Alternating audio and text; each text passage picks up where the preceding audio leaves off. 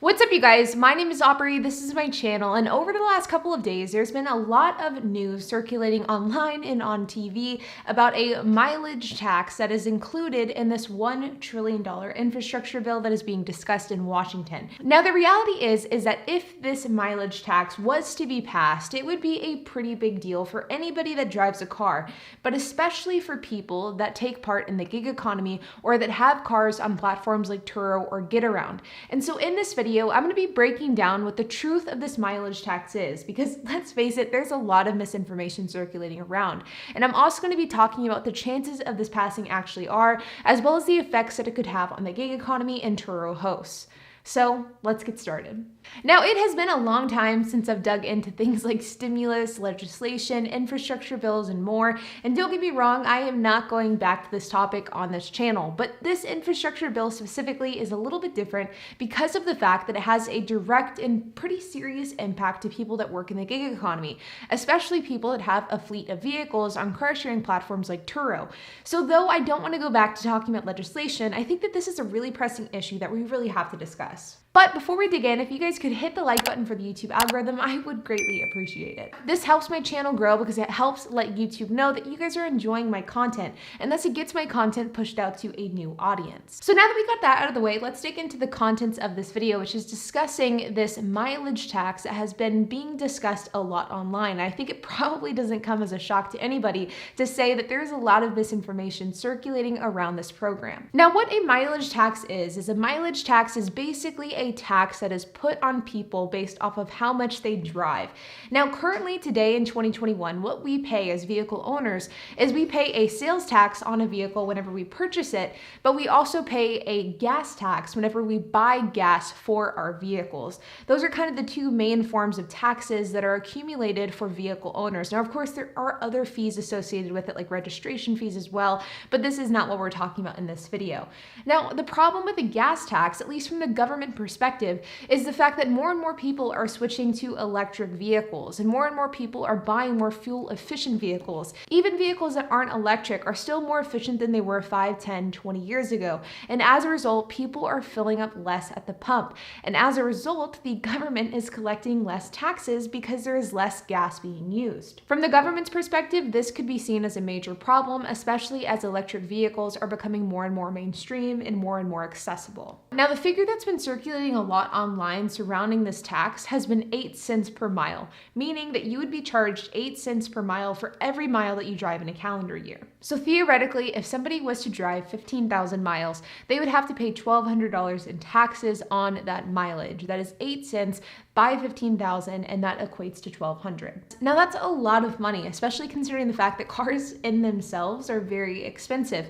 But the thing is that this information is a bit premature and it's also not entirely accurate. So let's break down what the actual truth of the situation is. So right here on my computer, you can see the piece of legislation. This is the $1 trillion infrastructure bill. If you guys are interested in reading the full 2,700 pages, then you are more than welcome to do so. But I know that I do not have time to do that myself. So I have skipped to the part that we're discussing in this video, which is on page 502.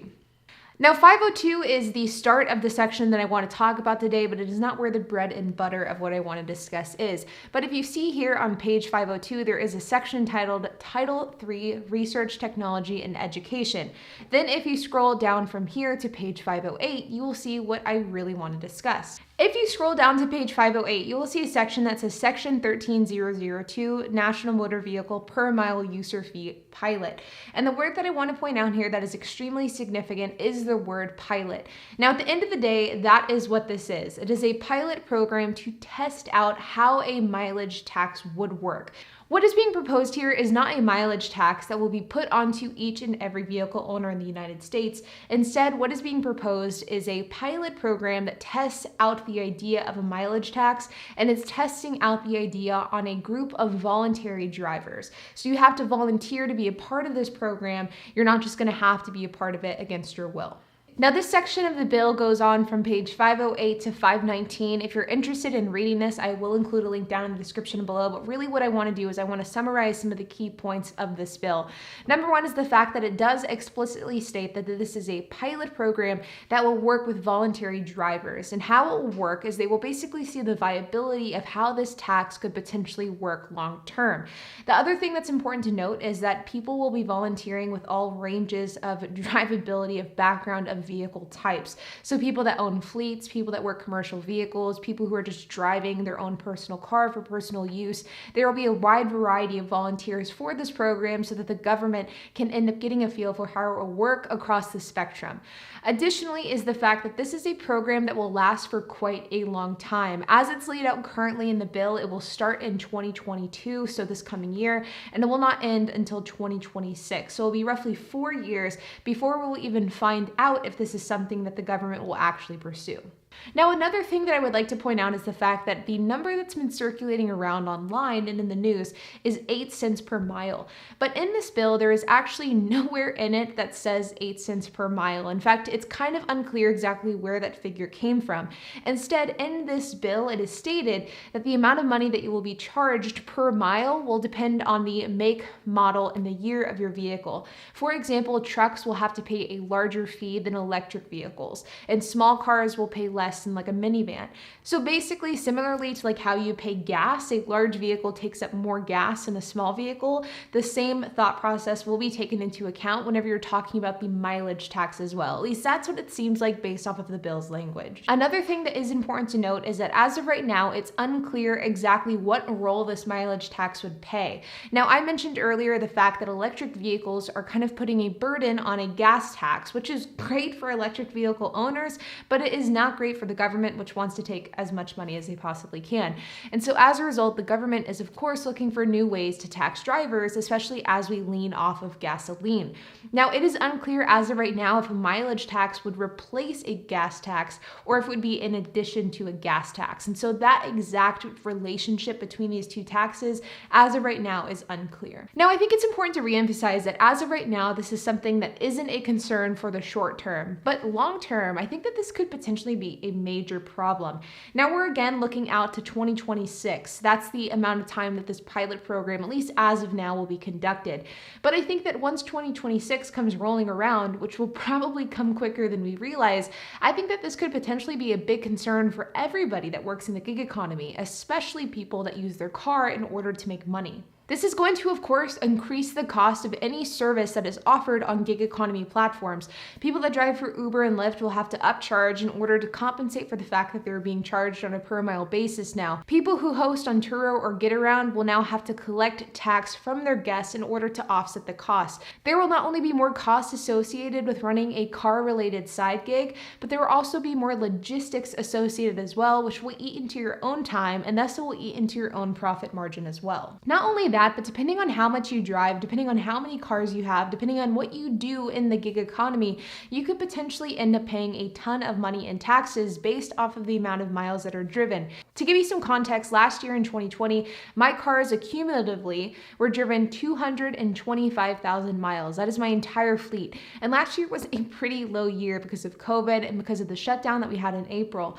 So with that math of 8 cents per mile, which again, we've learned isn't entirely accurate, but for example, sake we'll use it, I would have to pay about $18,000 in taxes based off of this mileage accumulation. Now, more than likely, of course, that isn't coming directly out of my pocket, but that means I will have to charge my guests that much more. That means I will have to keep track of that mileage, and that means I will be responsible for paying that tax so that I don't get burdened by the IRS if something falls between the cracks. All in all, I think that if this mileage tax was to come to fruition, it would be a very bad thing for the gig economy, especially fleet owners. But here's the deal. I simply think that as of right now, the chances of this becoming any sort of reality anytime soon are probably quite slim. I do think that we could end up seeing some sort of mileage tax in the future. I'm saying 20, 30 years down the line, but I think short term in like the 10 years or less, I just don't see this becoming a reality. The problem is that I think this mileage tax is very aggressive. aggressive, and I think it takes a step too far from where we currently are with the gas tax. To give you some context, according to national studies, the average American pays $250 per year on gas taxes. This is based off of mileage across the entire country, based off of the gas taxes across the different states, make and model averages, as well as the average cost to fill up a tank. Under the same average of 12,000 miles per year, you would have to pay over $1,000 in a mileage tax. So the difference between what we're currently paying versus what is being proposed is, in my opinion, too significant, and I don't see this ever becoming a reality, at least not in its current form. But that isn't to say that there isn't going to be a mileage tax, because as we lean into electric vehicles more and more, I think the government will of course want to find a way to recoup the lost taxes that they've lost from their gas taxes whenever people switch to electric, and I think that a mileage tax seems to be the most viable option. Though I don't think that this is something to be concerned about for the short term, I do think it's something to keep an eye on for the long term, and I think that this could have absolutely detrimental effects for anybody that drives cars for a living, or anybody that owns cars for a living. It is going to be interesting to see how this plays out, and as time progresses, it will be interesting how large companies like Uber, Lyft, Turo, how they figure out a way to combat the potential of a mileage tax, because in my opinion, I think that this is something that could have a really negative effect on the gig economy. But the silver lining, at least for the time being, is the fact that this is just a pilot program, and unless you volunteer to take part, you will not be affected by any mileage tax at least until 2026, so you have some time to plan. But like always, you guys, I hope that you enjoyed this video. If you have any questions, comments, if you have anything to add, make sure to leave a comment down below, and while you guys are at it, make sure to hit the like button, hit the subscribe button, and hit the notification bell, and I will see you guys in the next video.